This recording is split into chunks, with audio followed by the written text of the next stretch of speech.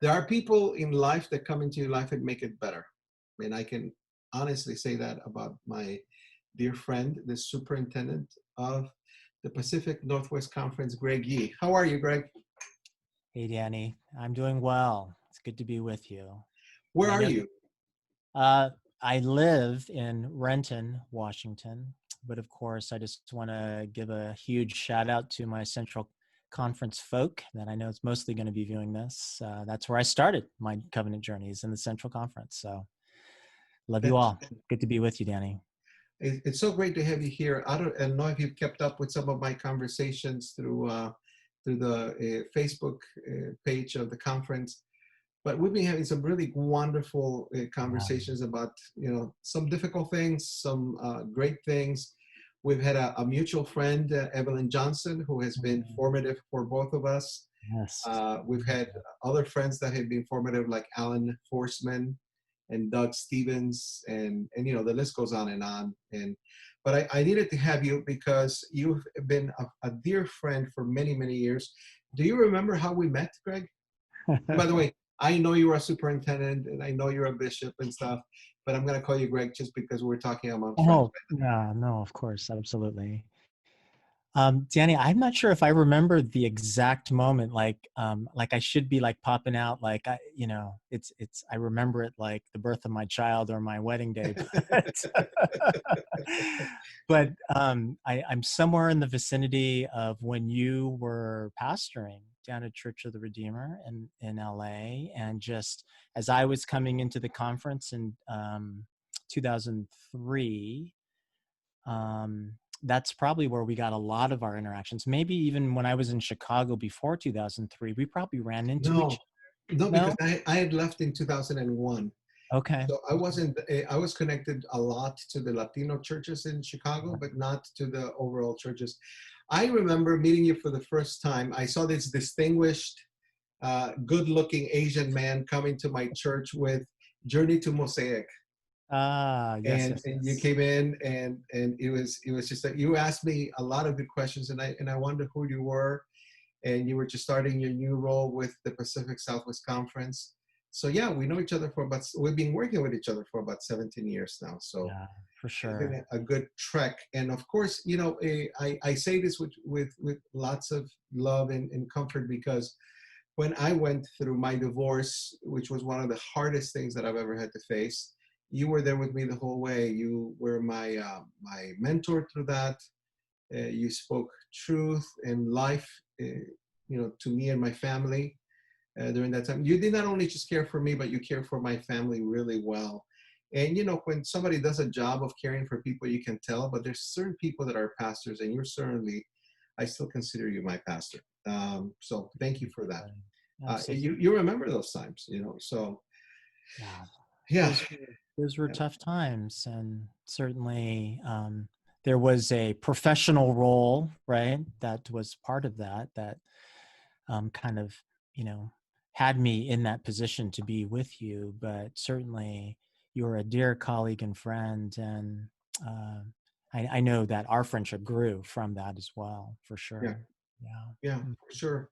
And some of the I've had to ask you some very difficult questions. When someone's in pain, they want answers, and you were so careful not to give me answers, but to allow me to think about certain things. So one of the reasons I have you here today is because you're a friend, and the more I see and the more I talk to pastors, it dawns on me that a lot of pastors are lonely people. Mm. They do not have confidants, or if they do, it's usually the spouse, the husband or the wife. And I find, that I'm a little extroverted. I don't know if you've noticed. Mm. I, Haven't I talk to noticed that at people. all. Eh, I talk to people, in the elevator. I talk to people everywhere. But there are some people that are not you would say wired like that. What Sure. what would you say is the role of friends in our lives? Why are friends important? Oh my goodness. I think that's how we're hardwired, right? We're hardwired to be connected to one another, and not just on a surface level, but we are hardwired by like our created design, right? that comes from the very core of our Trinitarian theology, right? That Hmm. community and connectedness and oneness is known in the Godhead. And as we are created in the image of God, that very much is part of our hardwiring as human beings. And so part of that, there's a marriage theology, right? There's the husband and wife becoming one, but there's friendship, there's community, there's brother and sisterhood, there's this mosaic that we're creating. All of that is part of this hardwiring of connectedness, of friendship. That's how I see it. Hmm. So, Yeah. so why would you say it's so hard for pastors to have people they can confide in? And I guess I don't know if it's happened to you because you're a super pastor, but being able to being able to you can't really confide in your church sometimes, Right. especially Yeah. if you're having marital problems Sure. or you're having problems with your children, because there's this high expectation of who you are and you're supposed to be beyond reproach. And fortunately, some people cannot divorce you from your role. I remember when I was going through the divorce, people were coming to me and they wanted to process their feelings about my divorce with me, Hmm. with not being able to see that I was not in any position to do that. Why do we find so many lonely pastors? Well, part of it is that it just comes with the job on one hand, right? So what you're describing is part of the challenge when we recognize that there is a power differential, that there are boundaries, right, that we have to keep, right? I mean, that's part of the role of being in this place of influence and power as pastor. We can't just treat, even though our closest of parishioners, our leaders that we've walked different, journeys with, but still we have to understand the power differential that is present when we are pastors. So part of it is just the nature of the job, right? So the people that we are pouring so earnestly into, that we are connecting with them in deep emotional levels, and we are pastoring them, and in their lives we're at bedsides when family members pass away, we're there when children are born. Yeah. But at the same time, we have to have this boundary, right, as clergy.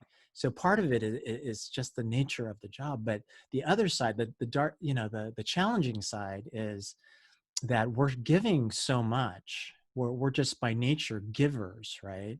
We are shepherds. We are the ones that help. We're the chronic helpers, right? We develop these unhealthy habits of understanding that we need to be helped as well, that we need to have intimate connections of friendship as well.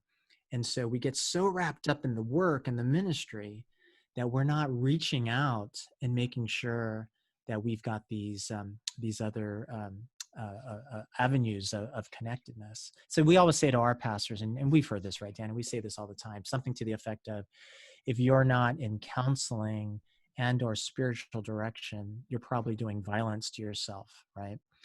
As a pastor, because of just the nature of how much we give and all of the stuff that's wrapped up into it. But I would add to that, not just counseling and spiritual direction, but that you have true friends, real friends outside of your church, that are in your intimate orbit, you know. So that's just really, really necessary. But it's just so hard for us as pastors sometimes, because we're so used to giving, or being the one with the answers, or being the stable one. But when our world gets turned upside down, what happens then? We can't just expect we cannot expect our church to fill that void, right? We need other people.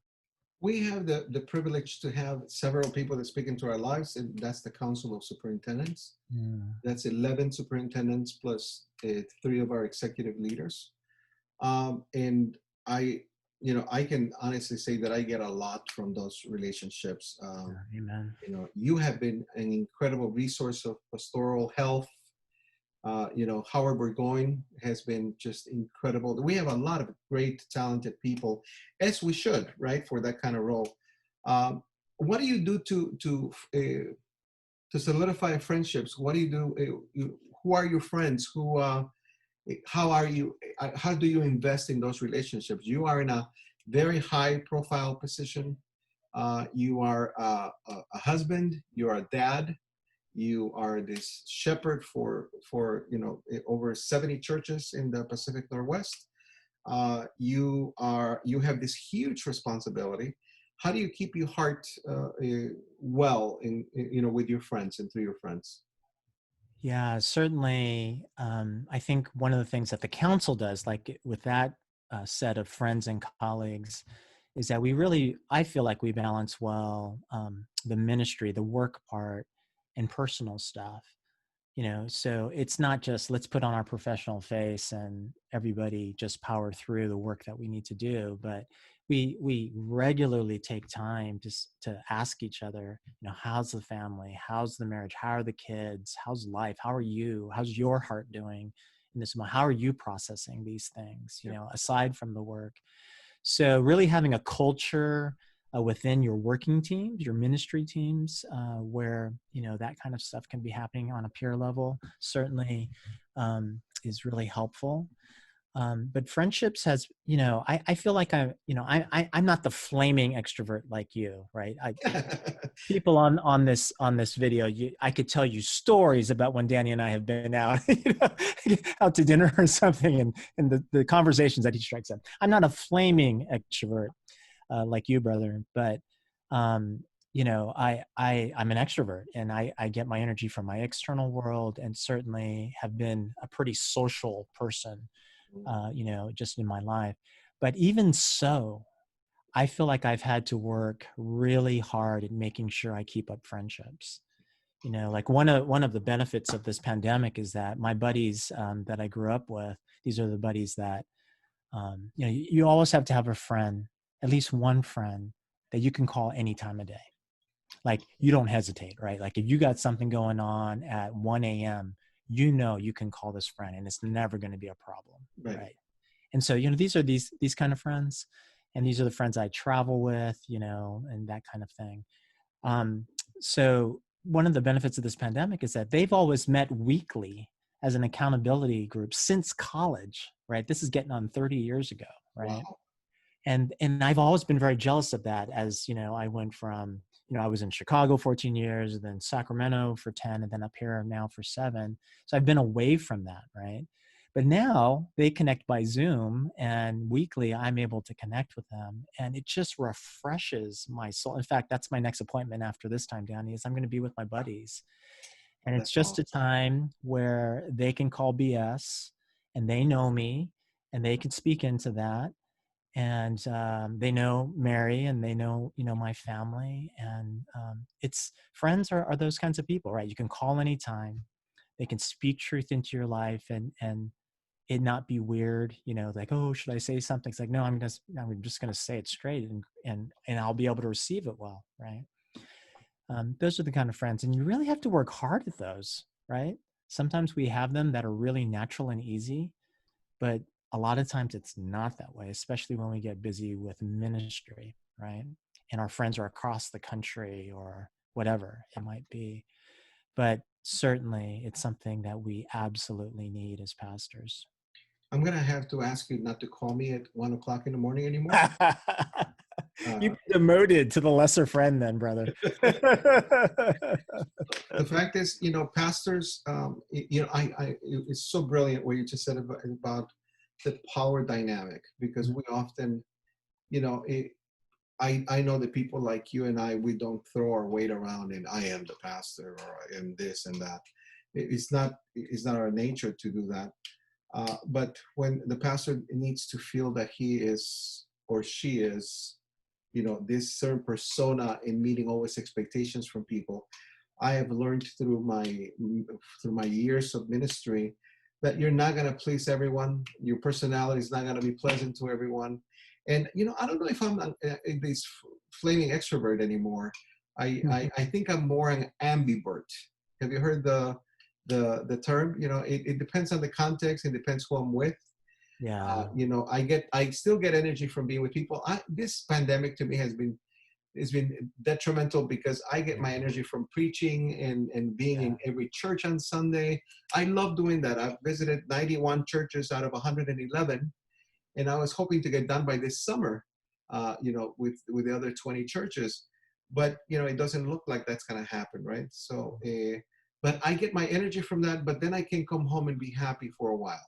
Sure. And so I guess that's just being mature. You don't have to Yeah. be with people all the time. Well, Alan Forsman would always say you start to live into your shadow side, right, as you get older. That's part of Yeah. maturity. Yeah, So one of absolutely. the things that you've been really instrumental with me is also speaking truth in love. I mean, Mm. it's such a Christian concept, but many of us, are either afraid to tell the truth or don't know how to say it properly. But you've always been very good with that. Do you have a philosophy with that? Is there something that is built within you, or that you strive to do when you do that? Because you're so able to tell the truth in love. It's really amazing. Yeah, I don't know if I can like spout out a philosophy, um, other than I just have a deep belief in the redemptive processes of the gospel. I mean, I don't mean to sound like overly theological and spiritual, but what I mean by that is that I don't want to keep somebody stuck in time. I don't want to judge people by a single moment. I want to believe that God has more, whether it be I'm talking to my daughter or my son, or I'm talking to you as a fellow brother, right? I'm just absolutely wanting to think the best of your trajectory and for whatever I can be responsible for what I can give. And part of that is I've learned very early on gifts of wisdom and discernment. I'm trying to steward that well, in addition. Um, but yeah, I mean, like for you, Danny, I'll just speak personally here. Have this intimate moment in front of everybody here in the cameras. But Danny, I just, the times whenever I can't even think of a specific incident, but I know that we've had hard conversations.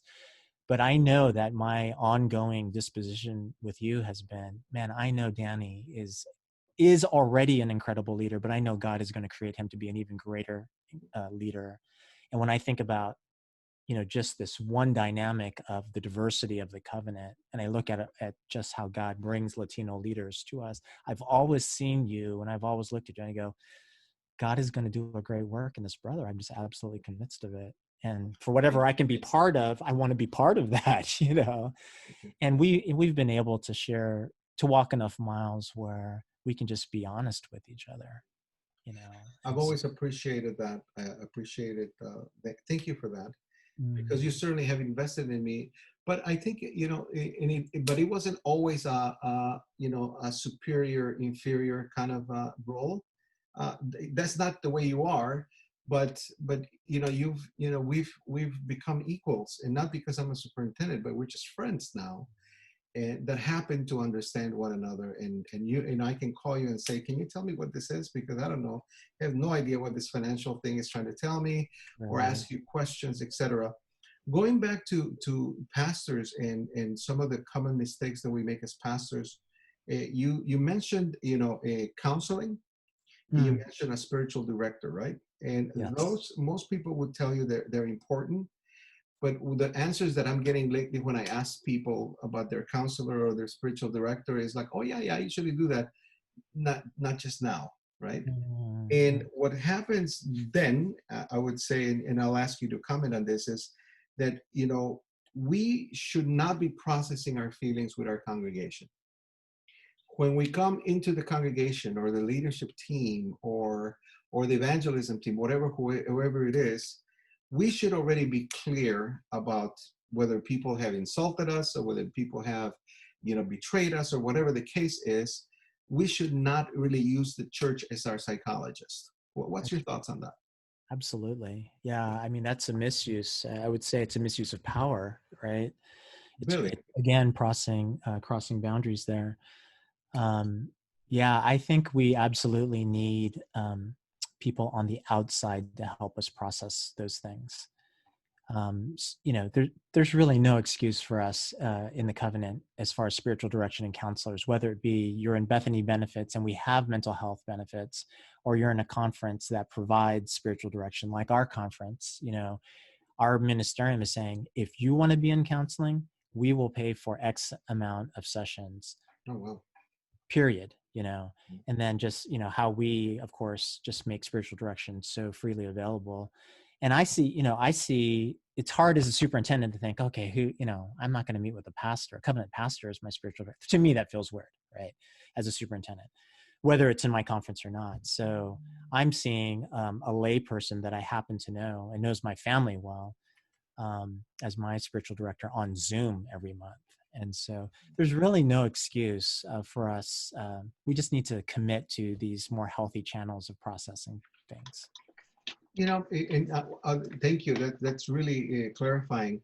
Other thing that I see is that pastors that want to get validation from the church. Hmm. It's taken me a long time because I'm a people pleaser. I want people to like me. Get those likes. That's Yeah. why I developed a personality. And I find it really difficult to believe that not everybody likes my humor, because I think I'm hilarious. My kids don't agree with me, but I think I'm hilarious. But anyway, so getting validation from the church and thinking that we're going to be fed or cared for the way that we want to be cared for by the congregation is dangerous and a mistake. Would you say that that's also a misuse of power?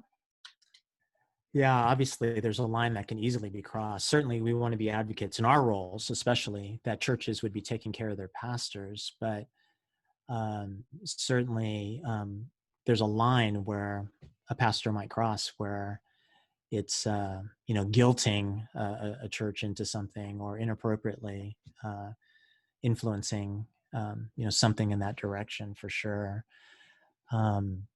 Yeah, I know that, especially for guys, but not exclusively for guys, we get our sense of identity and validation from our work. I think that's cross gender, but just when you read a lot of books, you often hear this about males.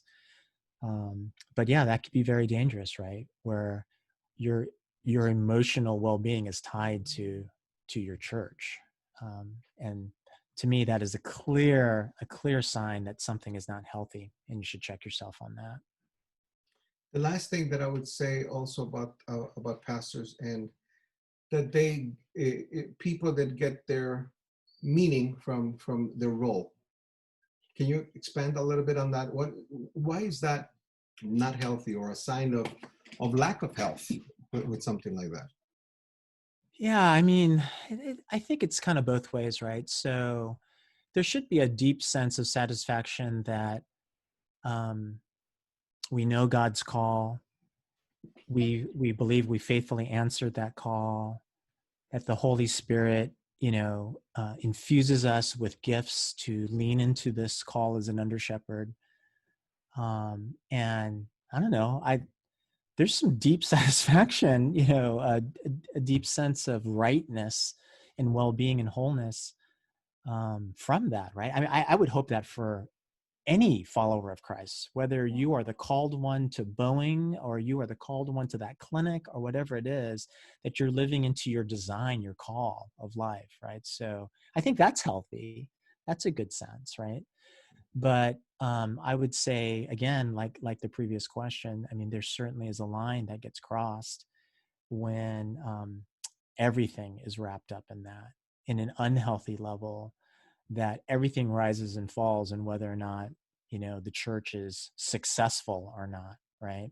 And that we've got these metrics that are in our brains because of unhealthy things that are out there in Christendom about what you should feel good about and what you shouldn't feel good about because your church is this way or not, right? And so that's really tough in a day and age where pastors have to compete against all the best preachers and all the best leaders in the world because that can be accessed in a couple of swipes. I mean, that's tough, right? As a pastor, we can feel pretty cruddy, pretty quickly because we don't match up. But I think, like the previous comment, but when we sit in that sense of deep call, that we are servants of the church, that we're being faithful, and God gives us to steward, there should be a deep sense of satisfaction in that healthier place. Wow. So, when you were a pastor, what was the most surprising thing about being a pastor? What surprised you the most in that role? Yeah. Mm, um, how much I didn't know. I mean, it That has just, been my life thing. right, right, So, right. You feel like, I mean, every time you feel like you've got something figured out or you're in a groove, and there's just a whole nother set of newness that comes. And that's so true in this moment, right? With this pandemic. Um, wow. Um, how big the kingdom is. I came from a very small Chinese world, and even through seminary, all the way through the end of seminary, I thought I was going to be in the Chinese church. This was a deep part of my call. And then suddenly there were these other Asians. What? There's other Asians. I knew they were there, but they were like, Koreans, Japanese, Vietnamese, all these others. And suddenly this, in the 90s, this pan-Asian church, and like, oh my gosh, this is kingdom is so much bigger. There's so much I'm learning from these other Asian brothers and sisters, right? Then we joined the covenant within our first year, and kind of multi-ethnic growth was starting in the mid 90s. It's incredible. It's like, oh my gosh, I'm learning something from these non-Asians. And I've been around African Americans all my life growing up in East Oakland, but oh my gosh, I'm this whole new church world is opening up to me. yeah. And how church and rhythms and protocols and traditions, and not to mention Native folks and Latinos and everybody else. I mean, we're all made in the image of God, right? All of these, all like these things aren't going to be wiped away in the end. We're all going to be represented before the throne, and it's going to be validated and celebrated, and we're all going to be together. And I think that's what's been really surprising, and how beautiful and immense the kingdom of God is. So ignorance and those are my two things. Well, and I think that we're mature enough to be able to say that, because Yeah, I hear some pastors that, you know, coming out of school, that believe they know everything. And I yeah, can't help but smile. I used to get mad. Now I smile, going like, yeah, that was me. I thought we could change things. Some of my favorite memories with you have been when I came up to you and I go, Greg, this annual meeting and this thing, this is really boring. mm, And you, of course, you're not being such a pastor. You're like, well, we're slowly changing things. And I'm like, Greg, we need to change that. And you know what I need? I need to be able to bring a band yeah, that can rock the socks off everyone. right, And right, at that time, we used to rely on the local church, wherever the church we met. For those people that haven't connected yet, we were in the same conference at that time in the Pacific Southwest. The change was, the name was changed to Celebration with Evelyn Johnson. mhm. And you being the associate superintendent, I go, I need you to do this for me. And you're like, you found a budget so that I can bring my musicians and we can stay there. And I even remember your last day, I came up to you and I go like, Greg, I didn't ask permission if I can sell my CDs and stuff. And you're like, oh, sell them. It's my dad. What they gonna do? Fire me? You were just leaving. That's right. But you gave me you were nice enough, and you recognized that I could lead the conference in music. And that, what do you remember about those times? What's your memories of that? Of that annual meeting in Phoenix, or just in Well, general? just in general, and how we Yeah, work together to change the what they know now as Celebration. yeah. Um, there was just fellow mission friends. We need to recognize that there's just been a very special and unique journey God has had us on since, at least 93 with this journey, right? And my entry into the Pacific Southwest Conference under Evelyn Johnson and other leaders that were part of that conversation, Gary Walter and Dave Olson, other people, Don Davenport, so many others, right?